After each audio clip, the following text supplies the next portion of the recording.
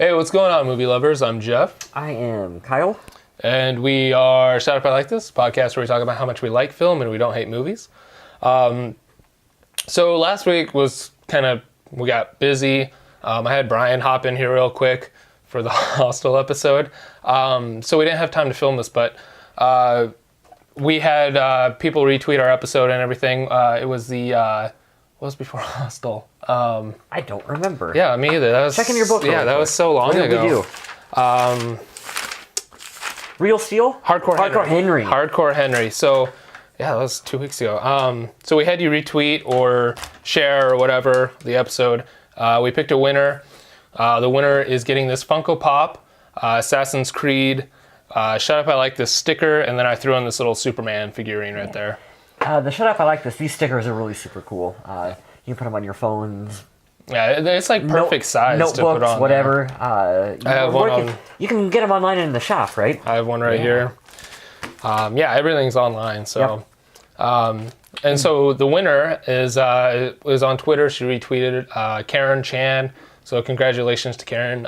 You won the Funko Pop, the sticker, and the Superman figurine. Thank you for retweeting Hardcore Henry, and I'll get that sent out to you probably today. So expect in the next couple of days. So Very cool stuff. So Shut Up I Like This, episode number 70, The Mummy from 1999. Woo! I'm so excited. We're finally doing the pinnacle of Brendan Fraser. Yes, the Mummy, real Mummy. None of that Tom Cruise shit. I'm kind of bummed that we started with Tomb of the Dragon Emperor. Yeah, why did we do that? Just because we had never seen it and we wanted Jet to. Li. And Jet Li. Jet Li is why. And so we kind of went that route. But I know we said The Mummy and then Chappie.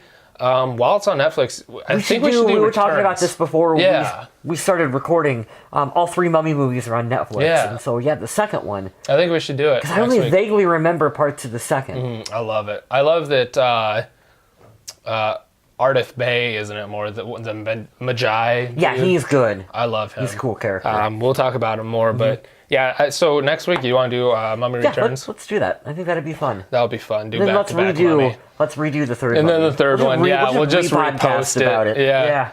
Then we'll do all 18 Scorpion King films. Why not? They could be good. You never know. mean, Stephen Sommers has his foot in those. He's still producing. Yeah. I saw he had a producer credit for Scorpion King 4, so. I think we talked about that when we Yeah, did I think the so third too. one, right? Yeah, I think we mentioned it and talked about it.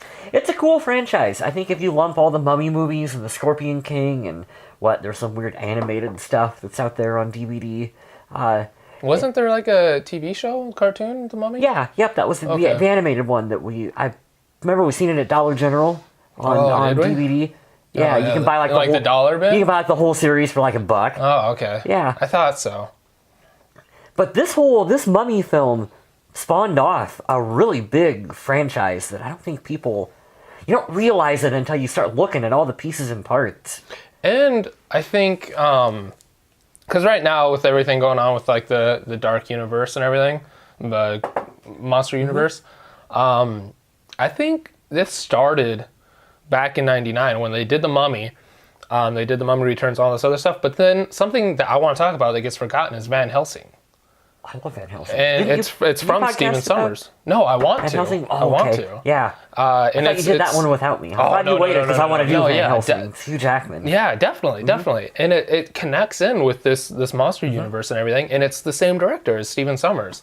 And so like I think they were starting in the early 2000s to kind of do this.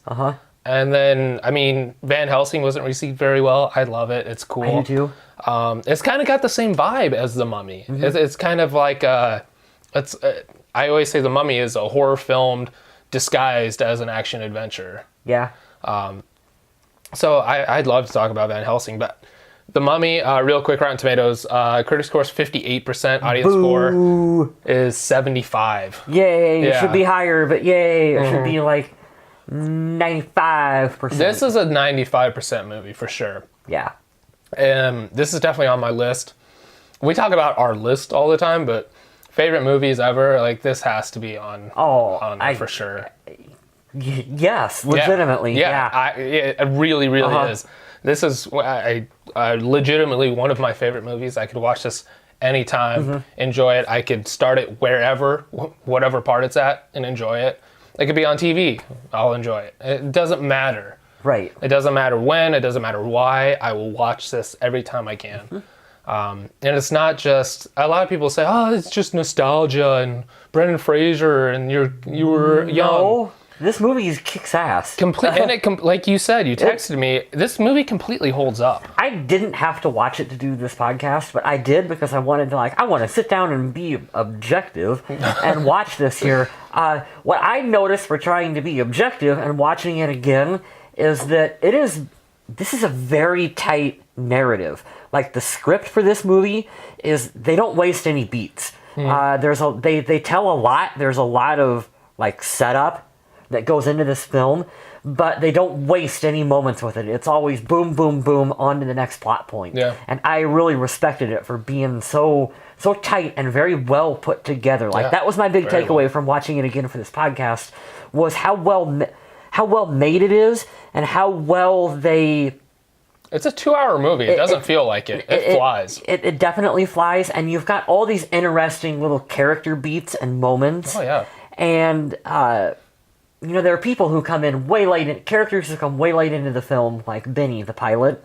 Oh. Not Benny. Not Benny. Benson. Benson. Benson, the pilot, comes in. He's only in it for a short time, but you remember him. Yeah. Because his character is so well wrote. Very interesting. And every scene... Survivor's guilt, almost, kind of. And, yes, every scene he's in is memorable. Yeah. And they really do the most with all their time on the screen. Yeah. I think. Yeah. There's a ton of side characters, but each one of them is interesting. Even Benny is the tall, lanky, creepy guy that does that a lot. I don't know. Yeah, that's a good impression of him. But even still, he's annoying. He's just a little shit, but he's still interesting. He's a good character. He's a great character. Yeah. All, like you said, all of them. There's not a wasted character. There's not a wasted moment. I'm going to run through the cast real fast. Okay. Of course, Brendan Fraser. We're huge Brendan Fraser fans. And it's not just nostalgia. I can't think...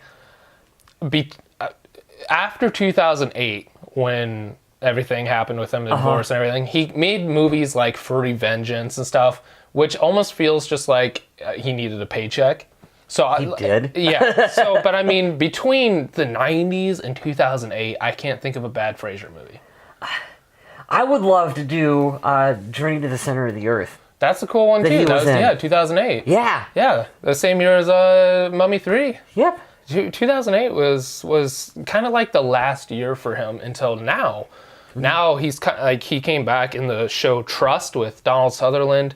He played like a stalker on you guys will know HBO series maybe.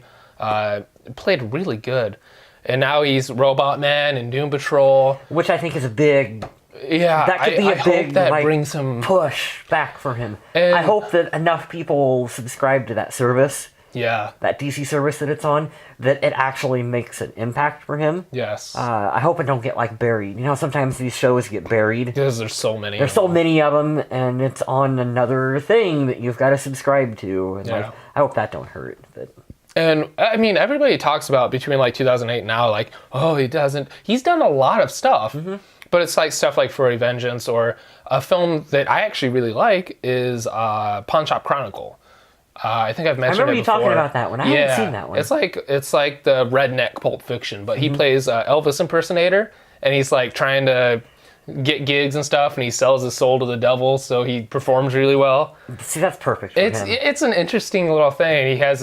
He goes to a barber. There's a big barber fight between next door barbers, and he shaves off his sideburns, his Elvis sideburns, and he was still working because I think he had to.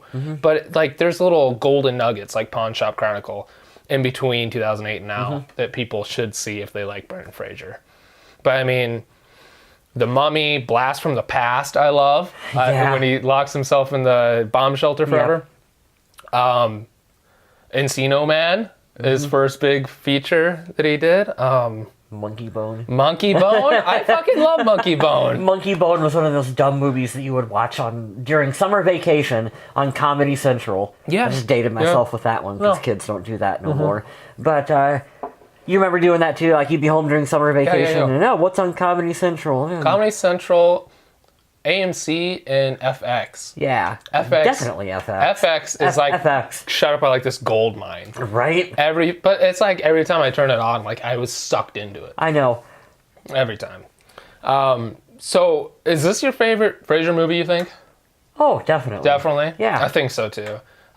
We've talked about George of the Jungle, which I still love. Mummy 3 we did. I think this is the third Frasier one we've done. I think so. I think we need to do more because Probably should. like Journey to the Center of the Earth. Like that's an awesome kiddie fun movie yeah, that take your everybody kids to can it and like. watch it. Good family film. Yeah, exactly. But it's just fun, and Frasier just brings that charismatic awesomeness to it, and it makes it so much better. Rachel Weisz, I really love Rachel Weisz. Oh, the dynamic between her and Brendan Fraser. We talked about it when we did the third film when they recast her. Yes, That really hurt the third film. Definitely. You go back and you watch them in this one. Great on-set chemistry between the two of them. Definitely. On top of that, she's just good. She's I enjoyable. like her. It's a good role for her. definitely. I'm trying to think. What's the? It's kind of a horror film with her and James Bond, Daniel Craig. Oh, I'm not sure. Dreamhouse. She was great in that. I've never seen Dreamhouse. And she's got an Oscar for something Gardener, or something like that. But she's an Oscar-winning actress. And I think this is one of her better roles that I've seen her in. I know she's It's the been in one a that I lot. always remember her from. Anytime you see her Exactly. in something, oh, it's a chick from The Mummy. Exactly. Yeah. John Hannah plays her brother, which Jonathan is yes. so good. We talked about Mummy 3 with him. Like he personifies that role perfectly. Characters in movies that stand out, and I just love Yeah. you get him right away from when he's introduced to the drunk brother who pops up Right, pops yeah. up with the mummy in the coffin and slaps his arm up and Yeah. I found this artifact. Shut up, I like this sticker. It was actually the thing, the key for the book, but he's like, tell me I found something. And she's like, Jonathan, I think you found something. Oh yeah. I don't know, I just love I love at the end when they're running out and he's like, can we just no, and they grab him and pull him out. I like how each one of them, Frasier pulls both of them. He drops the book. Jonathan drops the book, Into and she's the- like, she stops and she goes, "You dropped the book. Come on, let's go." Yeah, And then he stops, and Frasier's the only one that doesn't stop. come on. Yeah. Yeah. They get a little in their pouches at the end. Those, because of Benny. Thanks to Benny. Yeah. Yep. Thanks, Benny.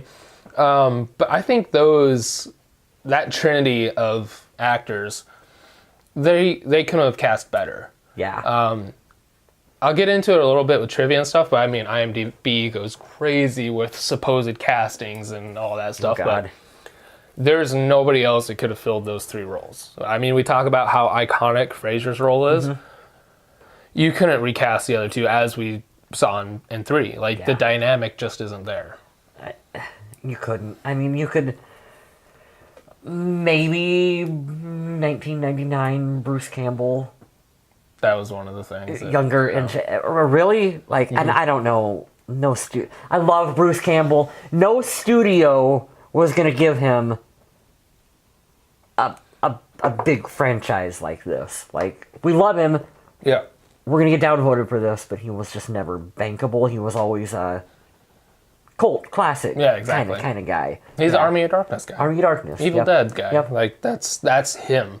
For as good as Evil Dead was, it barely lasted 3 seasons on Stars. He was the reason that it was a terrible show. It was one of those TBS or something. TNT. Briscoe County Jr., the Western. No. It was like a detective Is it a TV show. show? Burn Notice. Burn Notice. He's the only He reason was good I at watched Burn that. Notice. Yeah, Yeah, I liked him. yep. He played like kind of like a Q character.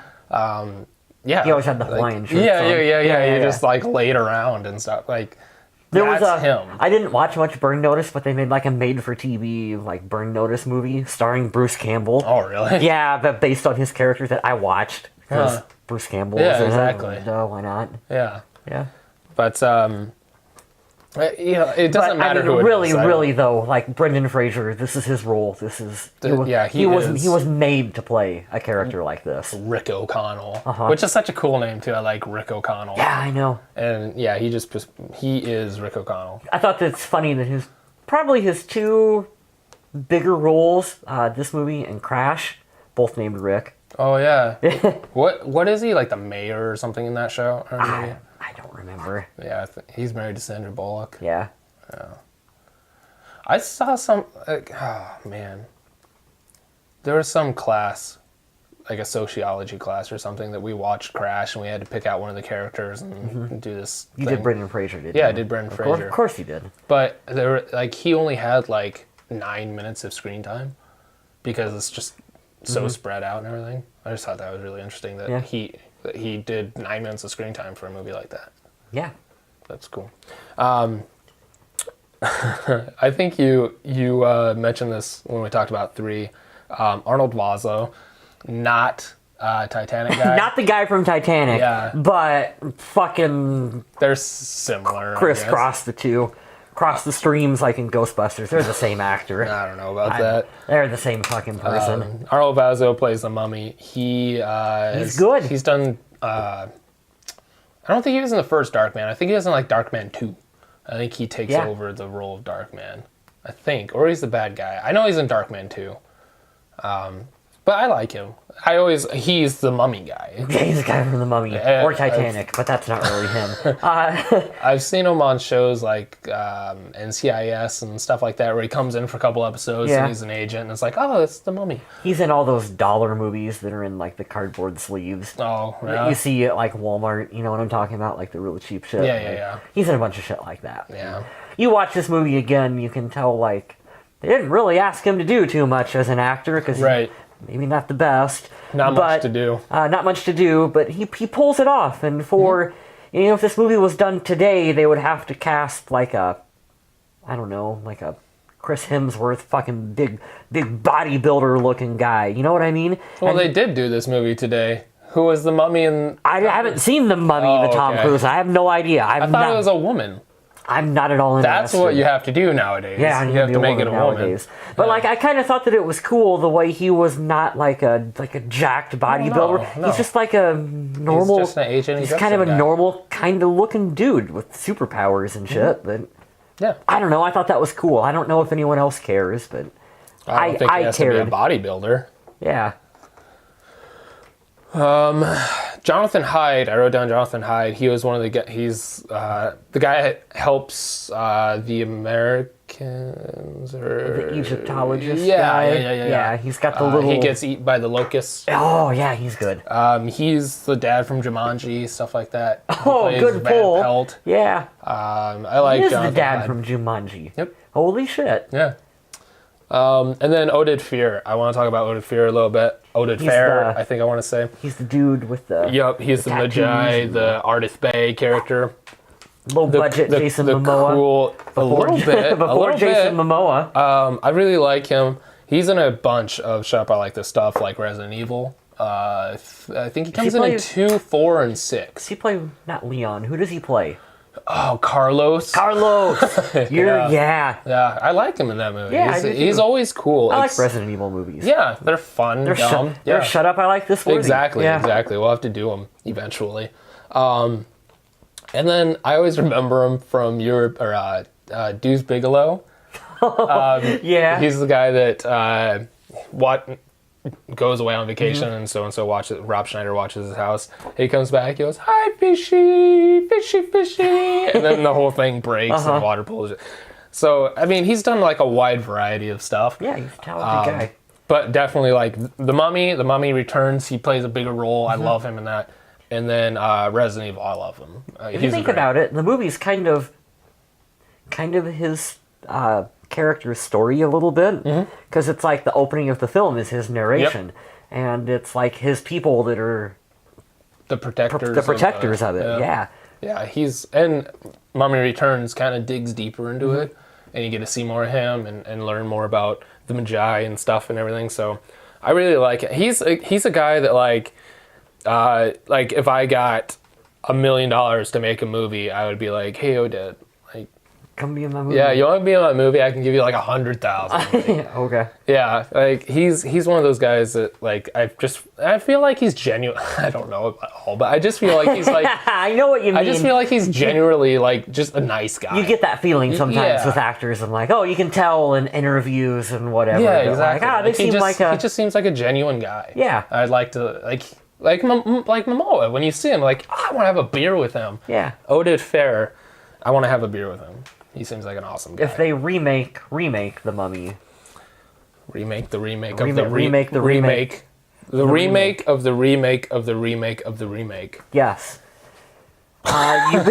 You put Jason Momoa Jesus though Christ. as that dude.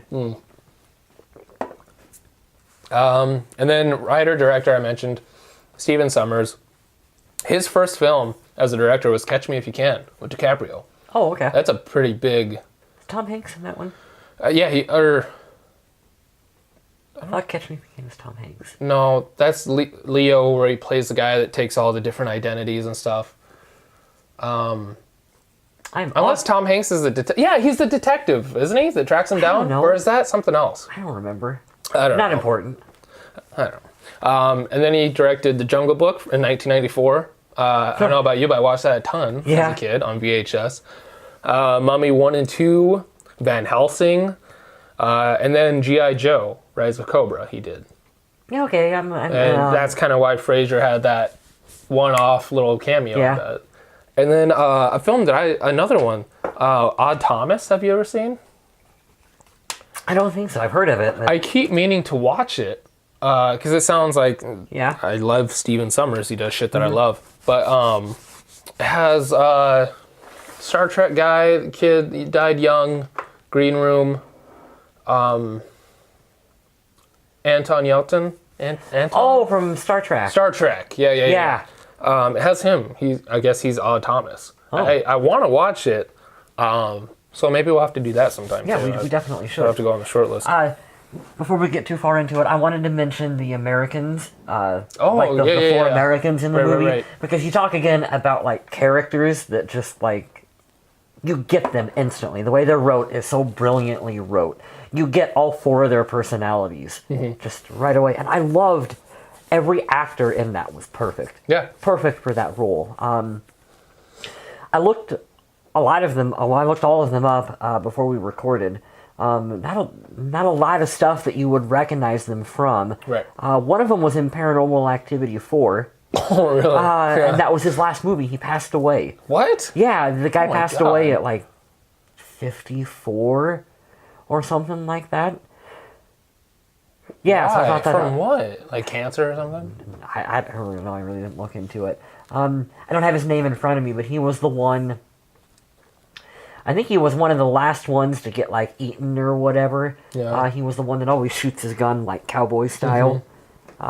Really? He Yeah. died, huh? Yep. He was the one in Paranormal Activity 4. 4. That was his last film because I seen that one in Ames, in the theaters, and when he came up on screen, I was like, he's the fucking in the Mummy. And no one else cared but me, but I did, and I was like, that's interesting. awesome. I loved that. I think we're talking about the same guy, maybe, but kind of like the leader of the Americans. Or Yeah. Okay. Yep. He was. He auditioned for the role of Rick O'Connell. I could see that. Yeah. Yeah. Even though that he didn't get it, though, Steven Sommers liked him so much that he kept him on for that role.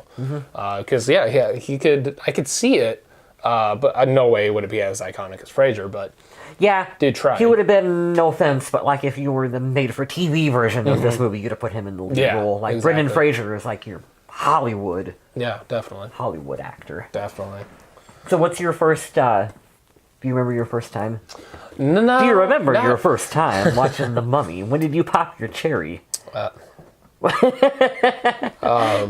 No, I honestly, 99 was such a huge year. I wrote an article about how I thought 99 was one of the best years for film. You talk about Fight Club, The Mummy, Matrix. The Matrix. Everything that came out in 99 Austin seemed like a Powers. masterpiece. Was Austin Powers? One of them. The second Maybe one, the I think. second one was 99. I think the first one was like 97. Yeah, I think so. But 99, like, what a year. And I don't think I saw this in theaters, actually. I think I probably saw this when it came out and my dad bought it and then I watched it, I think probably. On one of the old big screen projection TVs. Oh, you yeah. know? So I don't really It's remember. about that thick. Right, yeah. Yeah. You have to have it like 3 feet out from the wall so it doesn't overheat. Yeah. Yeah. So I don't think I saw this in theaters. Yeah. How about you? I remember the first time I watched this. Let me tell you, kids at home, about this magical thing called pay-per-view.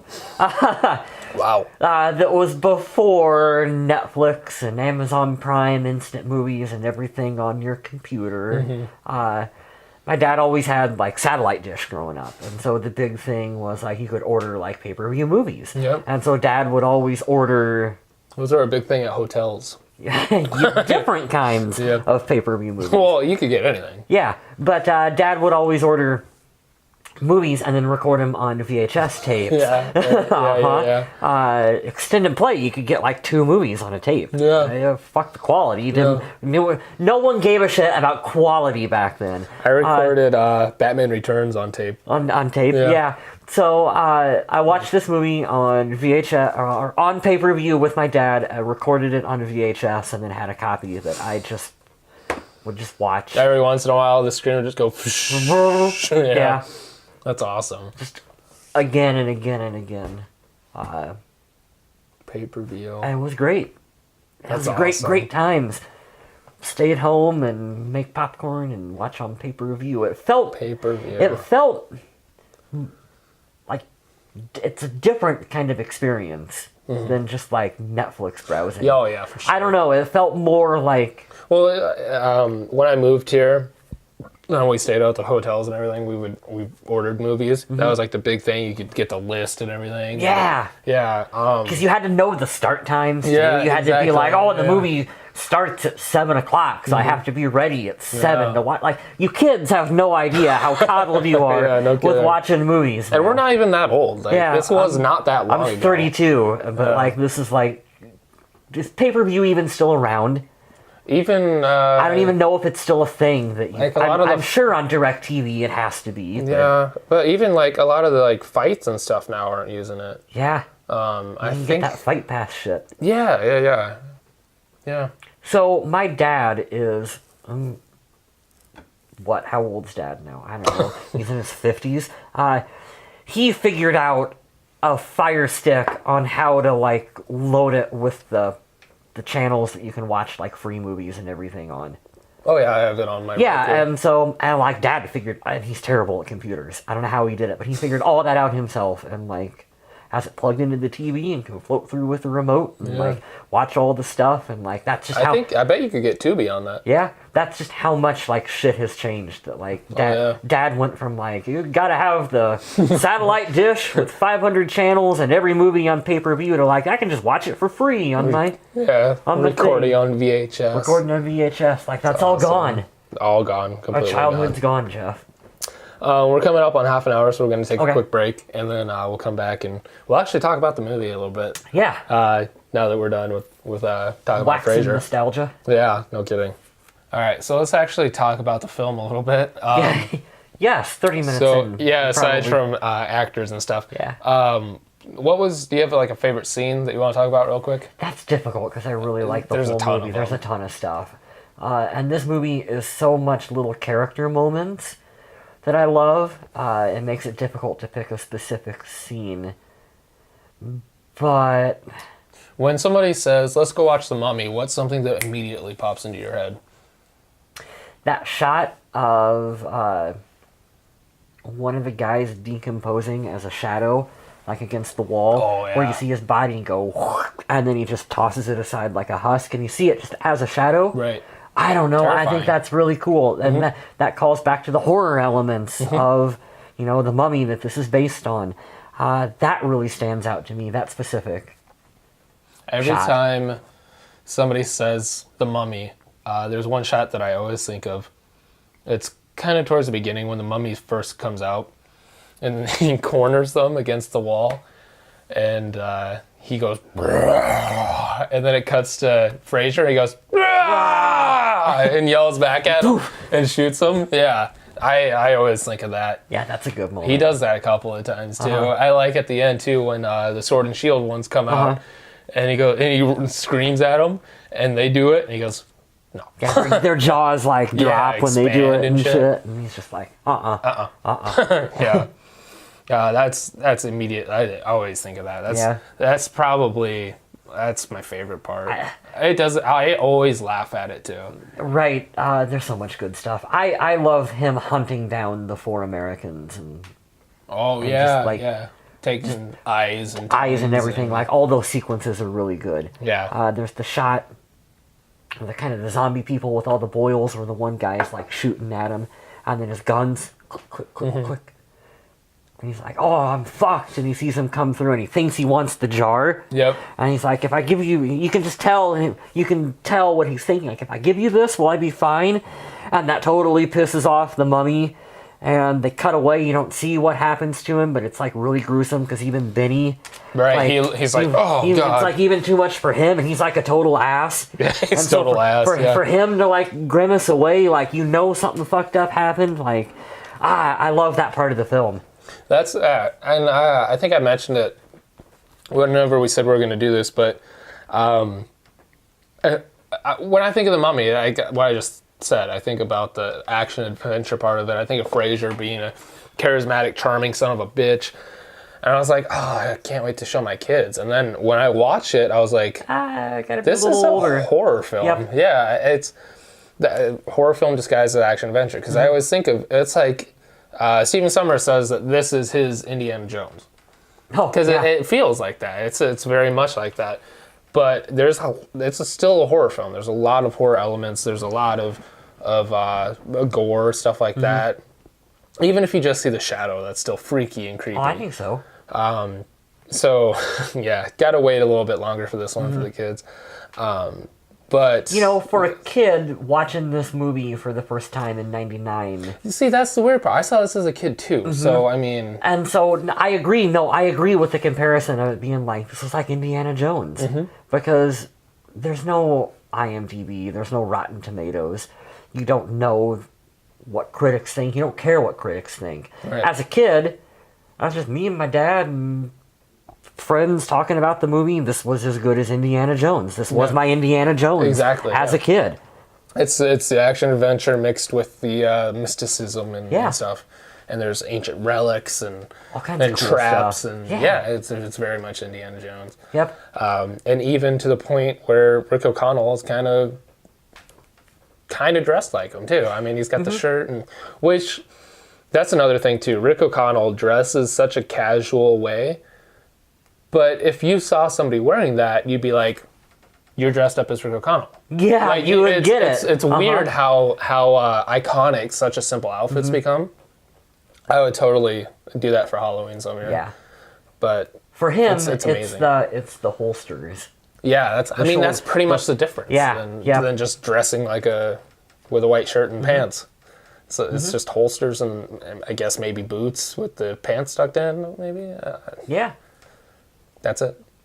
But that's about it. The CGI I want to talk about a little bit because a lot of the budget went towards the CGI. I think it holds up pretty damn good. The part where he does the sand trick, where his face comes out of it, that holds up well. It looks really great. The purple floaty stuff. Yeah. I'm a little that looks like it came out in '99. That and then the scarabs are in between those two because the scarabs kind of have that weird animated glow kind of thing. But at the same time, it's a little plasticky. Yeah, I think is Yeah. But when you're watching it, though, I think the sound makes up for it. This movie has great sound design. It does. And I think this was nominated for an Oscar, and I think it might have been for sound editing. Sound design? I think. It was either that or like, I don't think it was special effects. I think it was sound. Best Picture. For sure. But 99 was a strong year for... Exactly. Fight Club, Matrix, Mommy. The list goes on. It was a crazy year, but that's kind of interesting. I wonder who won in 99. Yeah, I don't know. We should look that up. I can't talk. I'm just stuttering. Welcome to my life. Yeah. What was I going to say? I guess I thought that the special effects in the movie were the only thing that really stood out is The ooze. there was shit. the purpley stuff. Yeah. And then some of the guy it was in the what were they? Like his mummy people that come back that they fight off at the end of it were a little maybe unintentionally funny the way they were moving around. I think they were supposed to be. Yeah. Yeah. They I looked think that was part of the humor element. they looked kind of hokey. But I was reading the not those ones, but the ones with the sword and shield. Uh-huh. When they're first of all, the fighting looked really good. It looked like he was fighting them. It did. Cutting into trivia, I think I get what. Bruh. See, there we go. He like meticulously choreographed and went over it again and again and again because he's not fighting anything. They didn't do motion capture. They didn't have any of that. He was just fighting against air. See, I didn't And know he that. had it down. They had it down to like a science, and he just did it over and over and over and over. And then they added in the sword and shield mummies. Cool. And when you think about it, like, it looks flawless when you think about it like that. Especially for the time period, I think it holds Yeah, up really For pretty sure. well. And 20 years later, 20 years ago, and aside from some weird purple ooze stuff and the scarabs, like, you can put this out now. I didn't even think the scarabs were even really that. They're just kind of, they got that animated Yeah. shine to them. Yeah. That just the lighting doesn't work right on them, I think. Part where they go under the skin. Oh, That man. still bugs me. Yes, that's that bugs. bothersome. It bugs you? I meant to do that part. That's a good effect too. I didn't even think about that. And I mean, there's one where it goes into Jonathan and he like cuts it out and shit. Which, by the way, he doesn't bleed. PG-13, but But yeah, you see one guy. I mean, there's 20 of them in there. the warden in particular, because it goes. I think it starts up his pant leg, and you see it, and he rips his shirt open. It goes up You see and it up. He grabs on his heart, which I thought it was gonna like eat his heart out, but then it goes like up his. yeah, that's a really good effect. That looked really good. I don't like it that. still looks really good. What else? The mummy itself, I thought looked really cool. How it was kind of transparent and you could see through some parts of them. Definitely. And I think that still holds up really well too. When he's slowly regenerating, and you can see Yeah. like parts of him. Tendons and muscles Yeah. and shit forming, looked really good. Still, good. Yeah. There's I mean, for a 20-year-old movie, there's not much that hasn't aged well. I agree. It's a very good movie. Which They melt the diggers, which was a clear reference to Indiana Jones. That was cool, and I think really that good. that holds up well. Good. I thought that there was a good mix as well of like practical effects that I thought was an intentional nod back to like the original, yeah. 30s mummy film, and just simple stuff like brushing away cobwebs and whatnot. Just the way it was shot was like you can tell that they're trying to allude back to the original film. It looked like an actual tomb. Yeah. It looked pretty good. yeah. Even Based when on every tomb I've been Right, to. yeah. It was pretty. right. No, but I mean, like even the end when Benny puts the bag on the thing and flips the switch and it starts falling apart. Like it's probably like they're on a set the size of this basement and that they built that it's probably room in. like styrofoam painted and I mean added with some CGI, but it still looks the sound great. design. The sound where design is you perfect. hear that crunch of those. I don't know what brick or stone, probably stone, Well, probably clay clay or sand whatever. and water. Anyway, it sounds Yeah. menacing, like it's caving in, and the dust. That's The kicking out. dust plays a huge part Yeah. in this. I think the dust plays really, which is, I'm sure that's a lot of practical effects. I mean, just Yeah. blowing sand and shit. That scene gives me anxiety, where he's trying to get out and he's not going to make it, No. and you see him. Like, it's a long distance that he's Right. got to get back to that center room with all the treasure in it. Yep. And it looks like he's about that close to getting crushed. Right. Yeah. And I'm watching that going, how did they film that? Because it looks like he's about to Exactly. get... Yeah. Maybe it must have been some kind of foam that if it would have hit him, it would have been... If I were to guess, I don't know, but I assume it was probably a big piece of styrofoam foam over him that they had painted and then added on the rest with some CG. Green screen or something. And stuff, just a mixture of everything. But I think he was crawling across something, and at least over him they had They something. had something that was coming down. Some kind of foam or something. and then they added in the rest and blended it in together, which is just a guess. That's what I would think. Good script writing, good callback script writing, where they set something up earlier in the film and it comes back to it. A lot. Where a lot of that, but where what's her name, Rachel Weisz was like, people like you always get what comes to you. Oh, you always right. get your Benny, what does she say? Well, I forget the exact Something line, like that. Something You're like gonna that. get what's coming Yep. to you. And then it loops around at the end of the film where you're like, he does get what's coming to him. Like, that's really solid script writing that makes me love this movie so much. Yeah. It is it's the perfect mixture of script, of CG, of movie making, and of cast.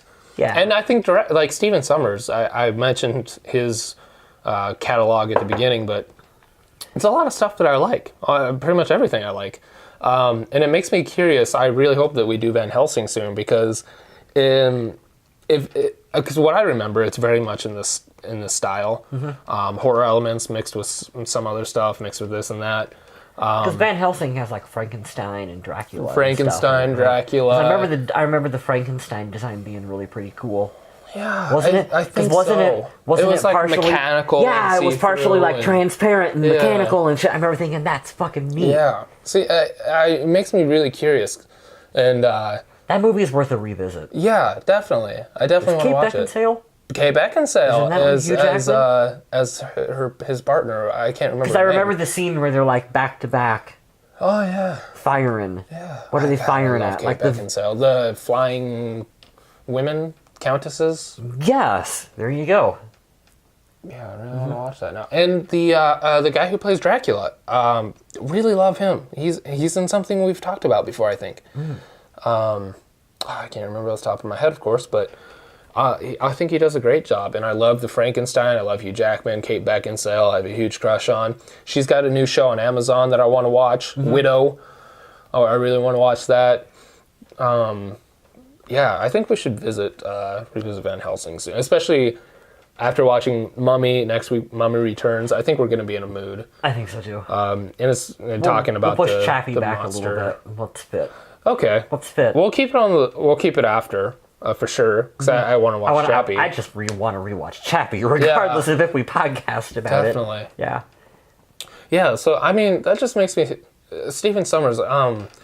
There was something I don't know. I was going to ask you, since we're talking about the director a little bit, if this movie would have had produced by Steven Spielberg on the top of the poster, same movie, change absolutely nothing different. Produced by Steven Spielberg, The Mummy, would it have been critic score It would have gone up. 70, 80, 90%? We talked about that last week. Yeah. With Real Steel. Yep. Yeah. Or anybody like that. If it was, I can't think right now, but yeah, if it was anybody of note, Yeah. I think it definitely would have gotten up. I think if it would have had his name on it, it would have. Especially for an early. This is Stephen Sommers' second or third full feature film. Like, It's a big movie to tackle. yeah, This is like old school Hollywood a little bit, where you've got lots of extras, lots of actors on horseback, lots of what appear to be practical locations, as well as sets set in a period, like a period piece. That's a lot of shit to tackle, and that's a lot of shit that we don't do no more. yeah. we It's don't all in a computer like. now. We don't do loads of extras. We just CG that shit. Exactly. In. Yeah. Yeah. No, this That's is like a good point. That's a very valid point. That's a huge thing to tackle in the 90s.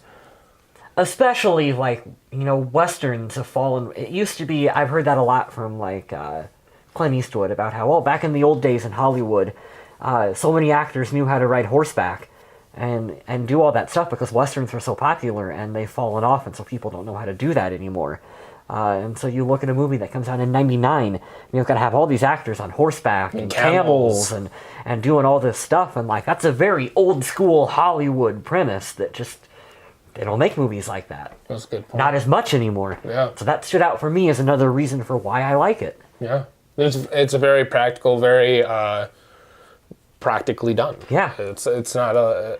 And when we talk about CGI, I mean it's not that much CGI. We're talking about some animated mummies, the scarabs, and the It sandstorm. was so expensive back then. Yeah. that you only had to pick one or two.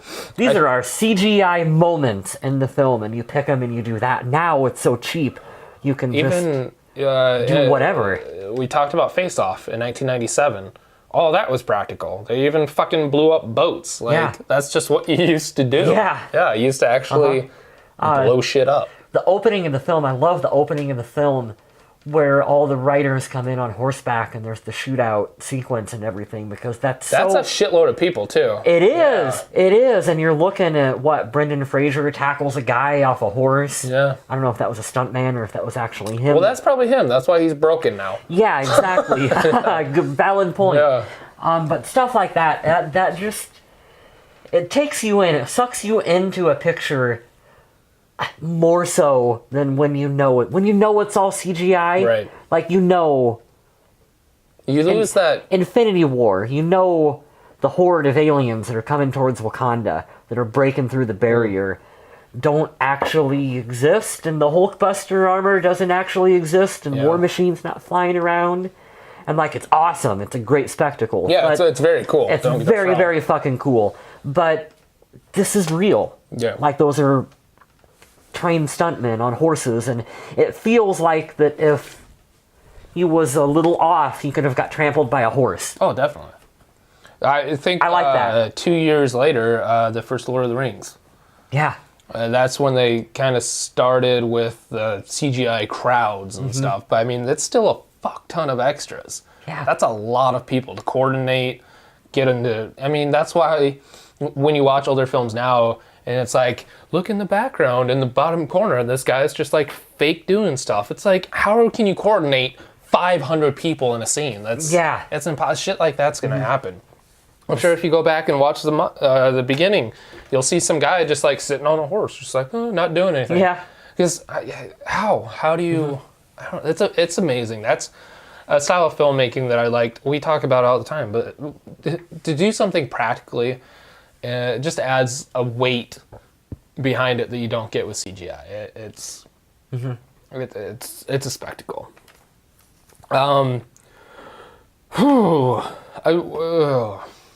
What? Is there anything else that we didn't touch on? I mean, there's so much. Yeah, to talk I mean, about. I'm There's so many funny lines and funny moments that make the movie. Looks like somebody's on the wrong side of the river. I like that. Okay, let's talk about that boat scene. I thought that boat scene was pretty awesome. The boat scene is really well done. I really like that. And that's on location kind of thing. They're on I mean, it probably wasn't on a river, but they were on a boat. They're on somewhere. Yeah. Yeah. There was that burn. I always look for... The guy on fire? The guy on fire. Because that's a really dangerous effect for stuntmen to do. And I'm always like, how are they going to pull it off? That was a really long burn that they had that guy do. At the end, one of the mummies he sets on fire. Yeah. That's a guy in a suit. And you can tell, too, like, CG fire and real fire. The one on the boat really stood out for me for, like, that was a really good and controlled burn. Like, that stuntman was really on point with what they expected him to do. And, like, I stood out. It was a good sequence. You can always tell the difference between CG fire and real fire. Yeah. And there's just something cool about setting somebody on fire. Yeah. Yeah, right? There's just something in about a movie, right? Not in the park. Right. I don't know, like trying to think of something specific that we can talk about aside from, because I didn't write down any quotes or anything, because there's just, like you said, there's too many. Too many. A lot of it I thought was improv. You think so? A lot of Frasier? I thought there was some Frasier. No, I shouldn't say a lot of it, but there was some stuff that I thought was improv. There's a scene where Frasier is like tying a rope around a thing, and the warden guy is like standing next to him, and he hits him with the rope, and so the warden backs off, and he swings it a little further and hits him with it again, and he takes like a third step back, and he swings it even further and hits him with it, and I'm like, that had to have been improv. Because, we talked about the one guy's a comedian, a stand-up comedian. Yeah, we talked about that. And Frasier is just, like, good at improv. Right. Yeah, so the guy in the beginning that Evelyn, like, purchases Rick back from, that guy's a stand-up. Like, stand-up comedian. Yeah. That's really cool. I did not know that. And watching it with that knowledge, like I'm sure you could probably tell. You can tell, like, oh yeah, sure. yep. Me and one of my friends used to quote his character all the time, where he says he was looking for a very good time. Oh, right, yeah. right. We used to say that, like, a very good time. Yeah, that's like right in the beginning too. When Yeah. he's, Yeah. yeah, that's funny Must shit. have been looking for a very good time. I like, This is good shit, just all around in this yeah, movie. the dynamic between Brendan Fraser and Rachel Weisz, right off the bat from the prison cell, Yeah. and he's like, "You want to know? You want to know? Yeah. Come here, come Yeah. closer." Like, that would be so hard Yeah. to recreate with other people. When they first enter the tomb, they're coming down on the rope, and Rachel Weisz is like, "We're standing in a room that no one has stood in for whatever 3,000 years, 3,000 years." And her brother Jonathan comes down the rope next, like, "What is that god awful stench?" And he looks up, and it's the other guy above him. And he's like, "Oh, Yeah. like shit like that is just good." It's a lot of stuff that's okay. For an example, when you're watching something like Friends or How I Met Your Mother or something, the comedy in that is very quick and like it doesn't feel real because of how quick it is. Mm-hmm. Like it doesn't feel like anybody would say that. When you're watching this, the shit that they say and the stuff that they do is like, that's real. Yeah. It's how, yeah, it feels different. I don't know how to explain it.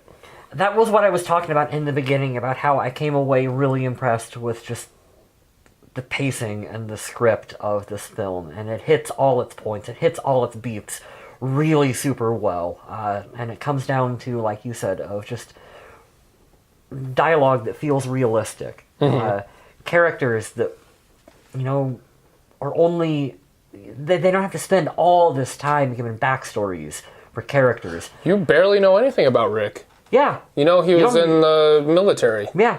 You don't really know anything about the 4 or 5 Americans, Yeah. but you know them. Like you get their characters. You get it. You can teach a class on like script writing. I would pull this movie out and be like, here's how to do an action movie. Action, adventure, horror, comedy. Yeah. That's the thing. Yeah. The Mummy combines everything. There's something in here for everybody. I was going to ask you, have you played the Uncharted video games? I skipped the first one. Yeah. And then I played the second, and I haven't played the newest one. So you're like, you're familiar. I've seen it. And You're played familiar it. with Yeah. Uncharted. Yeah. I thought that, like, you know, they're talking about doing a movie. They've been talking about Brendan it Fraser? for a long time. No, he's, that'd be little, awesome. he's a little too old unless we're going to digitally Marvel de-age him. Nathan Fillion's a little older, and they're talking about him. Yeah. Anyway, they've been having problems with the script for a while. Yeah, do it like it's this. been through different versions of it. They've been trying too hard to do stupid shit with it. This is like the perfect Uncharted movie. Mm-hmm. Everything you need is right here. Treasure Hunter, Artifact, Tomb Raider. Tomb Raider. Yeah, you go to a old location with ruins. There's supernatural elements to it. This is Uncharted. This is everything in that movie. In that game is like, boom, laid out right here. Fraser would have been great. Oh, if you could, That's all I could If think you had of a now. time machine and you could Yeah. pluck 99 Brendan Fraser, Put him in and be here like, now. Here you go. You play Nathan Drake. Boom. That's perfect. He's got the smart-ass, witty shit. Yeah. Charismatic, good-looking Yeah. guy. No homo. Yeah. I always feel like I have to say that. Like, even when I was watching it, I'm like, it's a good-looking guy. Yeah. Whatever. But, yeah, Fraser. So, any final thoughts? Anything else you want to add? Oh man, I think I've said. I mean, we've talked about it for more just like how impactful it is, really. I mean, I'm not joking when I said that as a kid this was my Indiana Jones. Yeah. Like I watched it on VHS. I wore that tape out. We would rewind the part where the warden guy hits his head against the wall because it was funny. The VHS tape, just rewind it, watch it again. It's funny. Like yeah. just shit like that. Like this movie is one that just sticks with me, and I can watch it.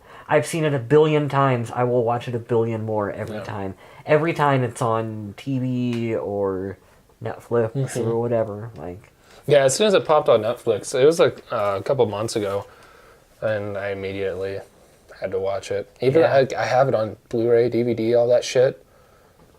Yep, I got it on Blu-ray. Yeah, just turn it back on again. Mm-hmm. Yeah, yeah. This is definitely one of my favorite movies ever made.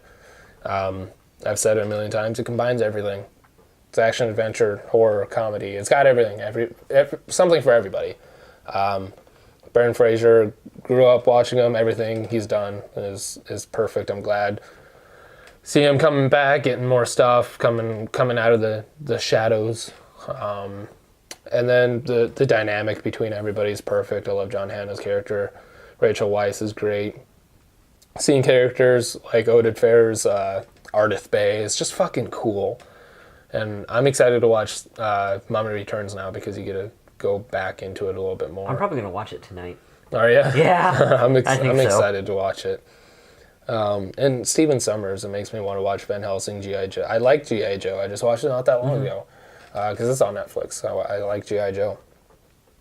Maybe it's our age group, but just like these movies that just got played on FX all of the time. They just stick with you. There was, it wasn't The Mummy, but The Matrix. I remember was on something like that. Mm-hmm. They played it 5 times that day. It was on from like 2 to 10. Yeah. And we had it on VHS. We had it. We owned it. We sat there and watched it on TV for hours and hours. We just rewatched it over and over and over. Yeah. And I still talk about, like, that was one of the greatest days when I was a kid, just watching The Matrix over and over and over on TV. Yeah. There's nothing quite like it. You just get your popcorn and commercial comes, you take a piss, you run back. Mm-hmm. Like, those moments. I used to love, like, winter break as a kid when you could just, like, stay at home and, like, what's on FX? Oh, Fantastic Four and Van Helsing and The Mummy. Death Sentence. The Matrix. Matrix, yep. All those staples of that channel. Face Off. Yeah, you're right. Yeah. Yeah, it's like, there's nothing quite like it. I talk about, nowadays you have Spotify, you have iTunes, you own all this music, but when you get in the car and you hear that song, there's something about it being on the radio that just is like, it's different, and that's the way it is with film. So we're coming up on an hour. We're going to pause, come back, and we'll do trivia and stuff, and we'll close it out. All right, so let's crash out this trivia real quick, and then we'll close it up.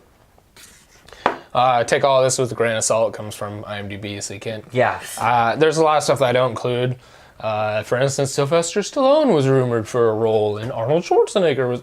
I mean, if you're making a Hollywood action movie of this time Kurt period, Russell, Bruce Campbell, those guys are on the short list for everything. That doesn't mean that they actually phone calls or anything. Yeah. Like, you don't.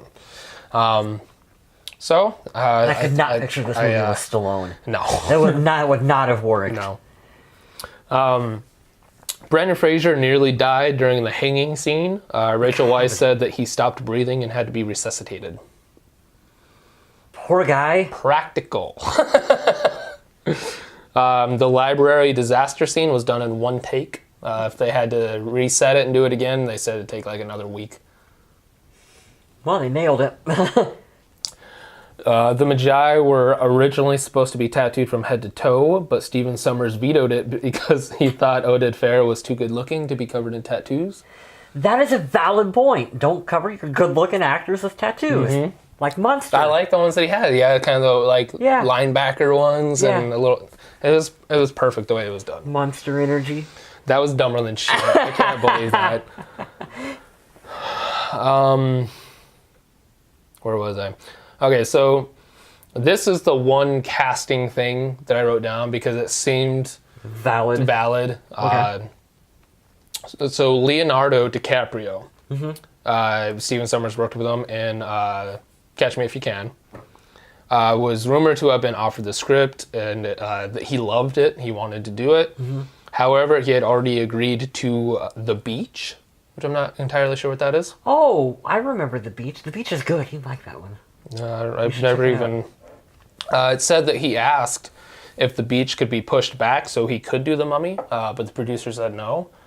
It ended up that it was pushed back anyway, Oh, that sucks. and so he kind of just missed out on it, plain and simple. But It took me a bit to warm up on him as an actor. Like, early on, I wasn't a big fan of his. And well, because he was the heartthrob. yeah, I know. women's- And then it's like he stopped doing that shit and started doing actual movies. And Wolf I'm like, of Wall Street's fantastic. right?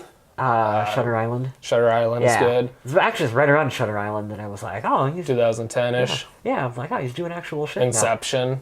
Yeah. Yeah. So I don't know if I would have dug it as much with him in 90. Oh, I wouldn't. in I wouldn't have 99. liked the Mummy with Leo. I like it how it is. Like I said, I wouldn't wouldn't trade change it. anything. But I just thought that was an interesting Mm-hmm. little tidbit. Some names that you'll recognize. Clive Barker was attached to direct. Oh God, that would have been weird. He envisioned it as a low-budget horror film. Oh, of course, it's Clive Barker. And names like George Romero were talked about to come in and do some of the Mummy stuff and work with them on that. So that would have been fun. it would have been a completely different take. Clive Barker's The Mummy in '99. Been weird. Boy, oh boy, I don't know. That would have been a completely different film than what we got. Mm-hmm. But that just sounds cool, just as a Clive Barker fan. But I don't know if I would take this movie away. Like I said, I want them both. Can we have a world where we have both? Like I said, there's nothing.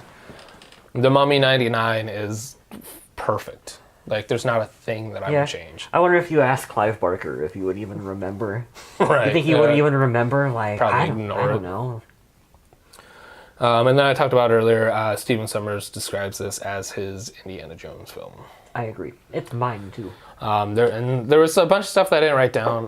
Like I said, the rumored castings and stuff. But stuff like they couldn't actually film in Egypt due to political stuff.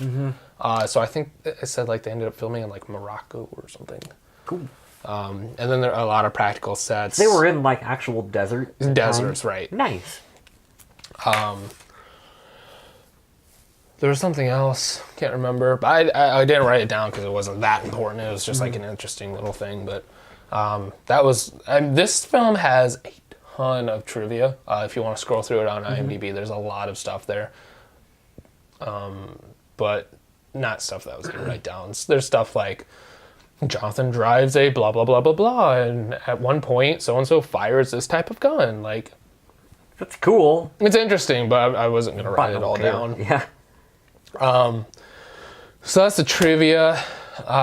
Anything else before we close it out you want to mention? I remember getting the boxed set of this one and the second one on DVD, and this Yeah. was back when they cared about DVDs because it had Special all of features. this, like both movies are like 2-disc special features, Yep. and just watching everything, No. everything about both movies, and just being that into I miss that into this franchise. I miss special features and the commentaries and stuff. I miss commentaries a lot. There was I remember like the DVD for Teenage Mutant Ninja Turtles, the first one, the 1990. There was a game on it where like you ran through the sewers with the DVD remote and stuff. I miss shit like that. That was had trivia and stuff. Like, that was cool shit. I miss that stuff. Probably the best DVD like main menu I've ever seen was House of a Thousand Corpses. I don't recall.